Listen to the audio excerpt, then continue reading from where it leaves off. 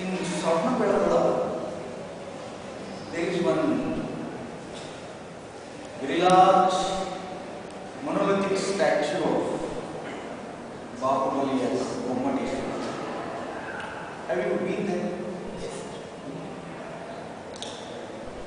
If you go there, people will ask you to see the statue from 3 different sides. They say if you look straight into the face of the statue, you will see him smiling also. They say you go to the right and see the statue, you will find some other emotion. You come from the other side and look at the statue, you look something else. I mean, the emotions will change. I have also been there many times. But what I am taking from this is that in Kannada there is a statement. Drishtiyante Drishya. What you see, I don't know how to translate this in English. Drishtiyante Drishya means what you see is influenced by your sight. Crude translation. Point is, one object, when different people with different mindset look at it, looks different. Very nice. If you want a more concrete example, I can go back to Kumaravyasa, my favorite poet, the pride of our language, who wrote Mahabharata in his own way, called as today popular as Gadagina Bharata. He named it Kannada Katha Manjari. He says, what is there in this poem? Arasugalige Meena. I am not quote the poem, it may be difficult for you to understand. What Kumaravyasa says is, there is something in this Mahabharata for everyone. If you want courage, if you want stories of people who are brave and fought for their life, there is something for them. If you want some good knowledge about how to behave in this world and how to reach salvation, it's here. If you are smitten by Cupid and have fallen in love, there is something for you. Virahigalige Shrindara, he says. So there is something for everyone in Mahabharata. That's what he says. Why I am remembering all this is because we are entering into the second stage in this course. From now onwards, what we are seeing is how different people react to this phenomena of free and open source software. Till now, we have tried to understand the evolution of free and open source software, and we have tried to see what free software and what open source software means and how they are different. That's what we have done. For all this, I have said I have taken material from Stephen Webber. From now onwards, we are going into the second unit, for which I am depending mostly on the very well compiled research monograph edited by Feller, Lakhani and others. I am going to that book. The title of the book is very apt. It's called Perspectives on Free and Open Source Software. What they have done, the editors have done is, they have compiled the contributions of many researchers who are doing their research in the phenomena of free and open source software. From now onwards, we will be in a researcher's mindset. I want all of you to tune yourself to this viewpoint of researchers. One or two things about research and then I will go forward. Till now, all of you were forced to give answers to some questions which somebody would ask. That is a normal procedure of learning. In learning, normal learning process, you try to find answers. But in research, you try to formulate the question itself. That is the main difference. main difference between normal learning and someone who is involved in research is he is interested in asking some interesting questions. Whether he is able to find answers or not is secondary. If he is not able to answer the question, someone else will come tomorrow and try to give an answer. That's okay. But the mindset of a researcher is to pose interesting questions. I want all of you to have your mindset at this level. Like what Kumaravyasa said about Mahabharata, there is something for everyone. Or typically like our Indian movies. The mainstream Indian filmmaker is stressed like anything because he has to give something for everyone. You ask any director who is in his audio launch or in the premiere, they will say, yes, we have fights, we have songs, we have romance, we have family drama, we have emotions. We have something for everyone. I often wonder, for example, when they say there is something for kids, there is something for youngsters, there is something for the old people. I often wonder, if there is something for me, should I watch only that, other than should I go Indian filmmaker is very stressed. He has to cater for the audience who have diverse tastes. So like Indian cinema, or like Kumaravyasa's Bharata, free and open source software also has something for every researcher. People have tried to analyze, try to understand what happens in free and open source software from their own understanding. Before we look into that, let us first be very sure of how we identify this domain of free and open source software from now on to FOSS. What are the important characteristics of FOSS as we have identified? What are the important characteristics of FOSS? And when I say there is something called as FOSS, what are its essential characteristics? 1, 2, 3, 4. Can we identify the essential characteristics of FOSS? 1. First and foremost characteristic. Gives you freedom. Open innovation. Okay. Let me put it like this. It's debatable. I'll put forward my view. Point number 1 I can say is this phenomenon of FOSS is driven entirely by volunteers. That is my point number 1. FOSS is driven by volunteers. What do I mean when I make this statement? I am saying that nobody is forced by virtue of being an employee in a company or any other manner to come and contribute to FOSS. It is completely voluntary based phenomenon. So my first characteristic nature of FOSS is it is driven by volunteers. 1. Point number 2. These volunteers communicate with each other only through digital medium. That is my second characteristic. Unlike in a commercial organization where people sit together, meet, see face to face,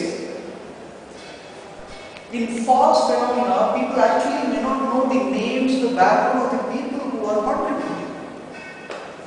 And the communication is limited solely to the digital medium. Computers connected to each other, internet, bulletin boards, emails, chat rooms, all this. This is the way in which this community exists. This community exists only in the virtual world. So when I am saying that the communication happens in digital media, I am hinting to this very important nature of FOSS that it has its existence only in the virtual world. That is my second characteristic of FOSS. The third characteristic of FOSS that we identify as this, that people who are contributing this, they are volunteers. That is my point number one. Point number three is volunteers do not receive any compensation for their work. They come on their own, they interact with each other using digital media, and moreover, they don't receive anything in turn for their contribution. That is my third characterization of FOSS. These are all points which we will debate. They won't receive anything. They don't receive compensation. They don't receive. I mean, compensation you all understand. I am not only talking about money, I am talking about many things else. The fourth characteristic, let it be, okay, they don't receive compensation. Will the work which they do remain with themselves? No, not even that. The fourth characteristic is the work which they contribute to the FOSS, they will disown the ownership of it. They will not claim the ownership of it. Though the authorship claim may be there may be authorship claims, you understand it very well, but there is no ownership claims. That is, if that is taken by someone else tomorrow and he does something else, they won't go and claim that this is my work, why are you doing this? Something. Okay, these four characteristics are there. Why I told you won't go back is, yesterday I was pleasantly surprised. My neighbor, studying engineering, came to me and said, Anna, is this your book? Is this Krishna Raj? Is it you, same person? File structure. I said, yeah, it's my book. He told me the most shocking thing about file structure which I didn't know. Apparently in some college, a person is running tuitions for file structures. And file structure as it is, especially in VT, is considered to be very tough because there are 12 programs to be executed. And fortunately or unfortunately, I have written all those 12 programs and I have presented to all the teachers in all engineering colleges in Karnataka here in a workshop which I conducted. Apparently, there is so much demand for file structures tuitions across Karnataka that a person has come up with a very good business plan. That person, it seems, is not doing any other work, but doing only file structures tuitions. That too depending on my book, scanning my book and doing presentation on that, and using my programs. And he is so much in demand that every batch gets only 2 hours per week session with him. That's all. Not even daily tuitions. Weekly 2 hour session. He was saying that he comes daily and I don't even have a cycle. How much that person may be earning? In fact, it seems last month when the meeting had holidays, there were some holiday special batches where people came down from Gulbarga and all those places also. So I don't know what I am doing here. I was just calculating how much do I get for 1 hour of lecture here? Few hundreds of rupees I get. What are people? What am I doing here? BMW ne देखो बोलता है. So when I was saying this, they don't go out and say. The fourth point which I was saying is this flash video will come back. Individual stories are not important. So I have characterized the FOSS phenomena like this. This is what is FOSS all of a sudden. That it is given by volunteers, they communicate via digital media, they don't receive any compensation, and 4, they do not claim any ownership about the work which they contribute. If you say these 4 phenomena to anyone, see there is something happening here, people can do on their own, and what they do on their own, they don't get anything in return, plus they don't claim the ownership, people will say this is a very idealistic situation. Something like a utopia. Can it really exist? There are some serious questions to be asked here. But despite the questions raised, we have seen that this movement, as I love to call this, is going strong from 20 years or so. It's going very strong. How does this work is the primary question, research question. How does FOSS work? This question has attracted a variety of people. I will identify 5 groups of people who are interested in FOSS. The first group of people are software engineers themselves. They are interested. Second group are political scientists. Third group, psychologists. Fourth group, lawyers. Fifth group, economists.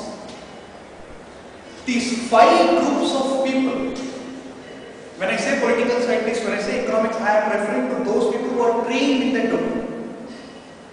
They are all looking at this phenomena in their own way and try to give an explanation on how it works and try to understand how it works and maybe take back few lessons to their domain. What we are going to do from now onwards is see FOSS from these 5 perspectives, one after another, taking 1 or 2 important researchers in that domain and trying to see what they have done and analyzing their results. It's what we will be doing. The book by Feller and what I am referring now, it brings together these 5 different kinds of, you won't get these names there, but that's what you have to understand. While referring to each researcher, I will be speaking something about their background also. Let me give a brief overview of what are the kinds of questions these 5 people are asking. Then we will see one after another. The first group, as I said, is very natural for software engineering researchers to get interested in this one. Why? Why? Because software engineering has characterized software development in its own way. All of you know. How should we develop software? How? How does software development happen? What is the traditional answer given to that? We know. You take a dateline of software engineering conference in 1968. People have been worrying about how to build software. People have come with answers. You all have studied. There is process model. There is a formal way of going about how to develop a software.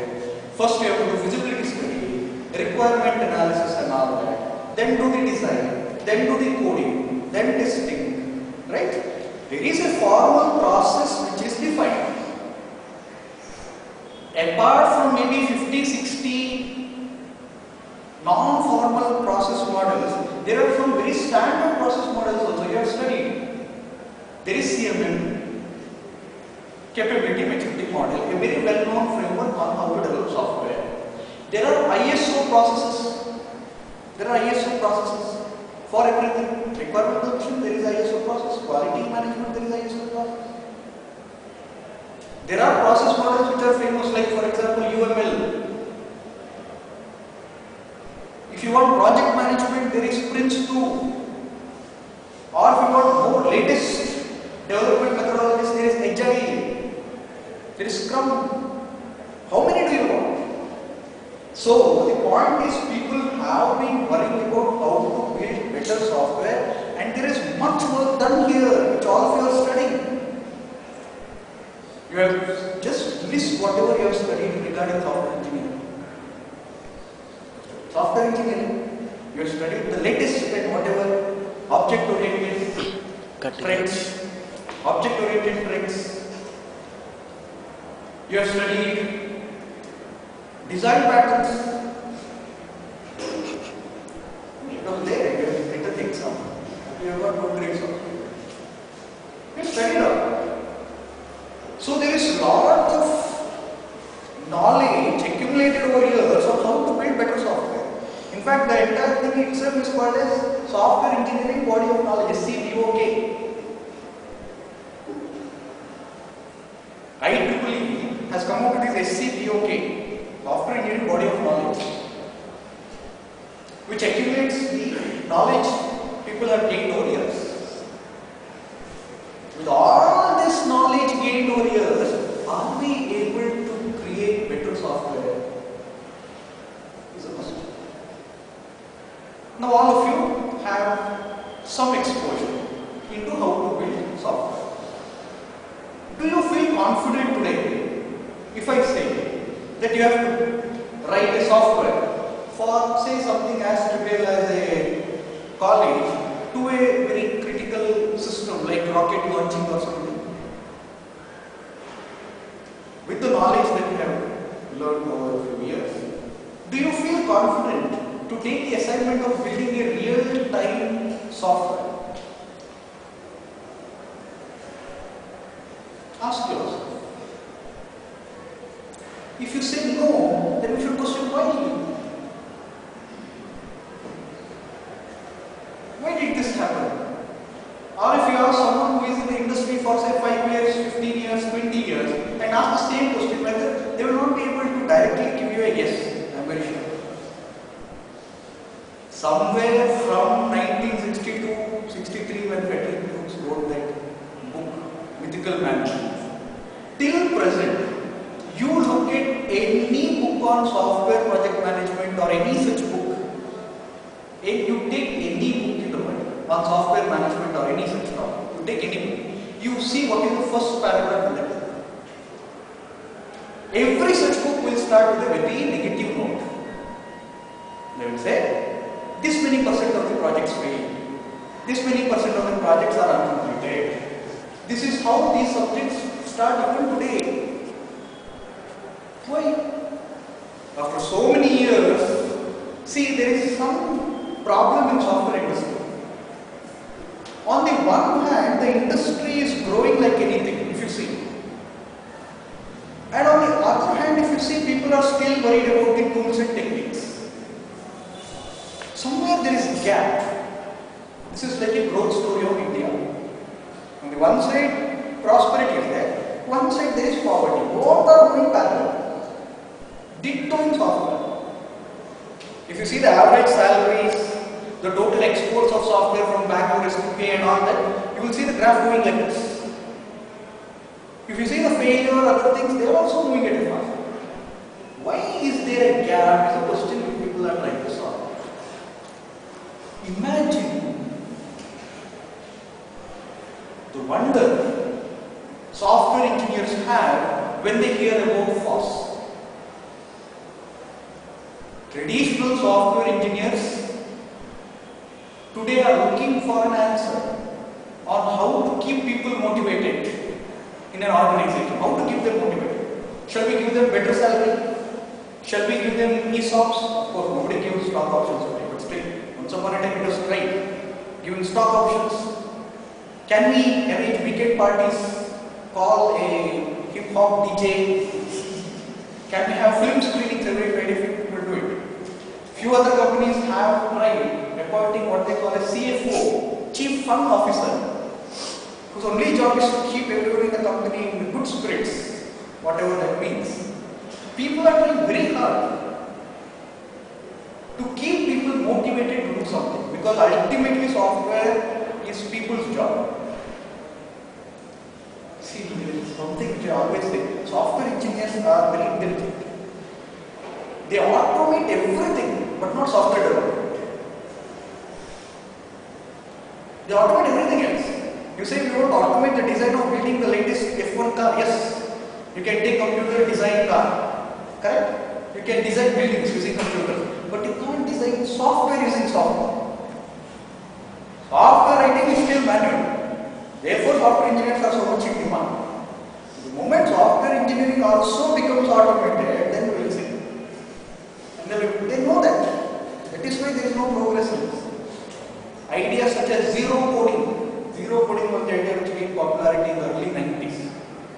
That instead of telling every time the computer how to do, we should tell the computer what to do. And computer should do it. For example, we should tell the computer, sort these 100 numbers. Sort these 100. It should sort. instead of you writing the Google Solve routine. That never gained so much prominence in computing, never. Because you have made Google Solve, no, still. 30 years before writing Google Solve, we are also writing Google Solve. That is the progress that we have done. Anyway. So what I was trying to say is, when on the one hand people are increasingly worried about how to keep people motivated, how to see that the software is developed within the promised time, within the estimates that we have done, people are worried about. Software estimation, software project management. These are the ideas in which we still don't have very clear idea in the traditional software development. Now see what happens in FOSS. Take all the characteristics. We don't pay anything, but still they come and develop software. Take for example the case of Ubuntu. Every 6 months there is a new one. Every 6 months. Promise once in 6 months, once in 6 months you get a new version. Unthinkable in the other side.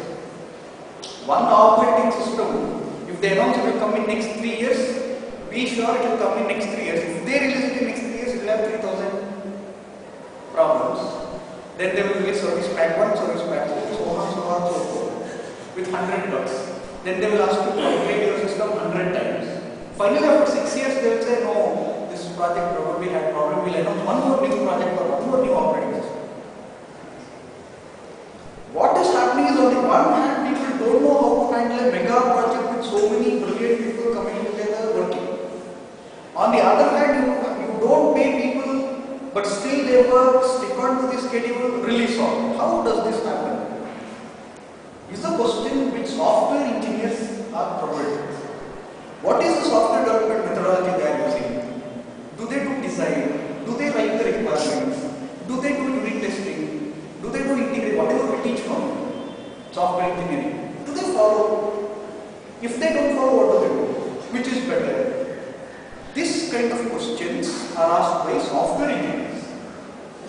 And there is a very fertile research which is happening here.